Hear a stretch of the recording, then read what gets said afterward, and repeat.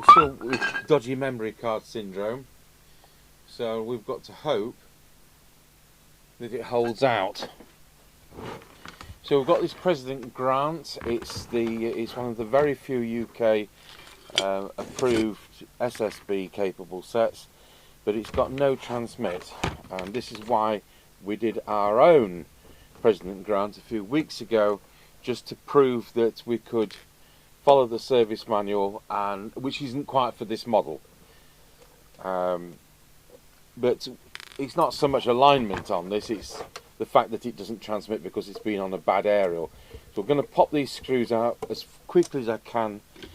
This memory card might do 8 minutes. We are struggling. I've got 3 Duff memory cards, and this is the problem.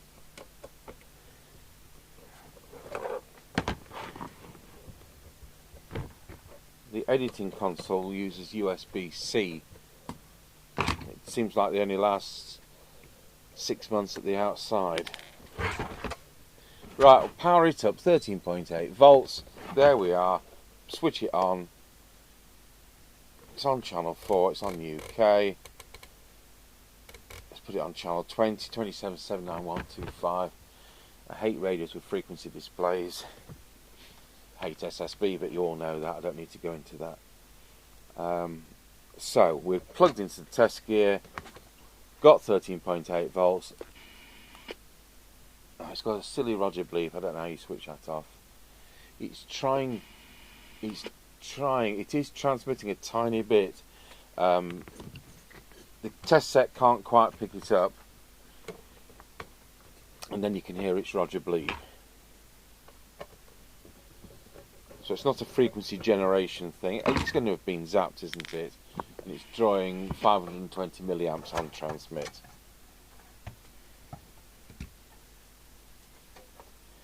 So the question here is it going to be an output transistor? Is it going to be some kind of voltage regulator?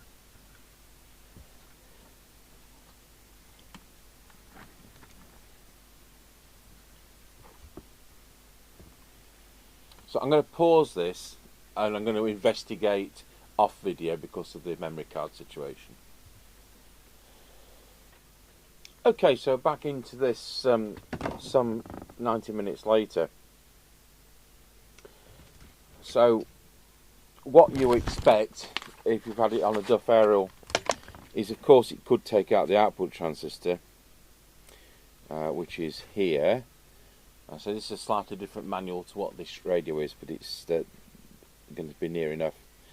Or the driver transistor, in this case the pre-driver transistor. I can actually make it transmit by trying to meet around here, and I suspect we've got a transistor that's Duff here, but it's surface mount, it's there. If we've had the output transistor out, we've had the driver transistor out, we've had the pre-driver transistor out. These have all tested okay. And the other thing that happens is you've not got because it's a variable voltage going to the transmitter, which is done by this voltage regulator arrangement. On a lot of AM sets, this is what fails, and this is because it has an AM SSB capability. We wouldn't be seeing this in the older FM sets before they started having AM built into them.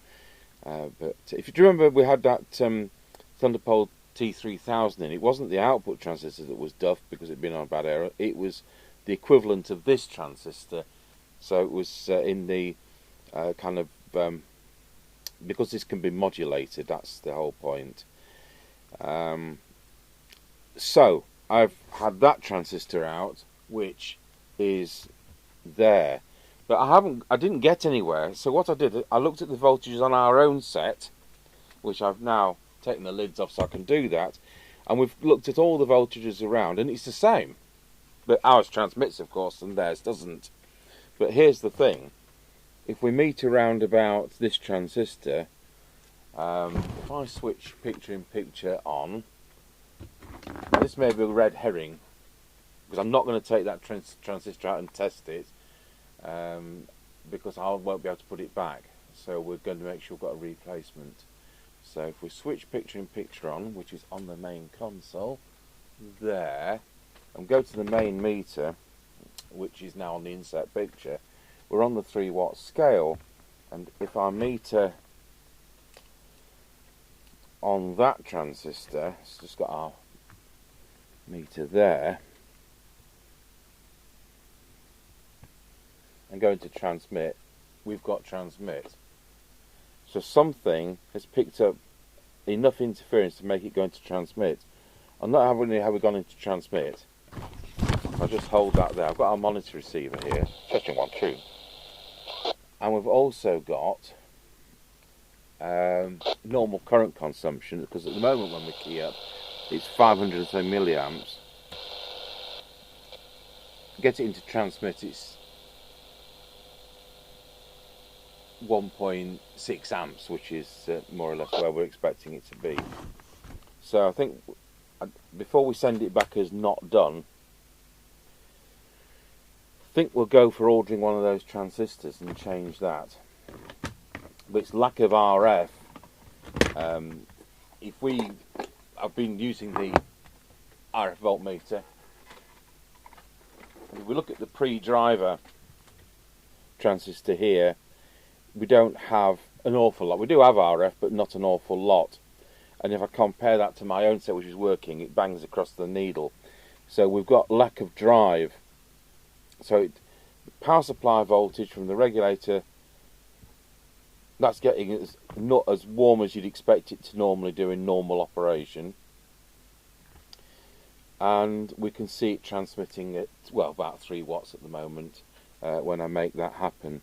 So that's going to be the thing. I'll get one of those ordered, and you never know, but I'm not going to delve that far into this because of it being surface mount and being relatively modern. So there we go. So that is going to wrap this very short part. I think what we've clocked up 8 minutes, something like that, of having an initial look at the President Grant 2. I'll get that part ordered, and when that arrives in about 6 weeks time, I expect that's what it'll be, we'll put that in. Here's the thing, although we're going to use a hot air soldering system for surface mount, I'll just turn the power off so I can prod around.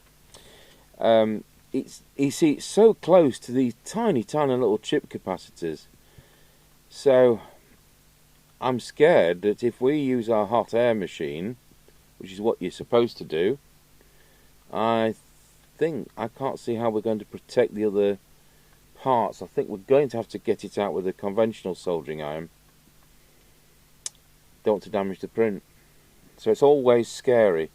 You know, if it was this IC or that IC, put the hot air machine on and it would be out. But I don't know.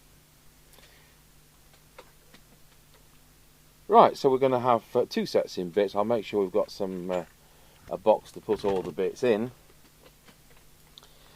And we've got an on-the-air test to do for that Signal 1001 today. So I've basically written the day off to look at this. Thank you for watching the initial look at the President Grant 2 Mark II.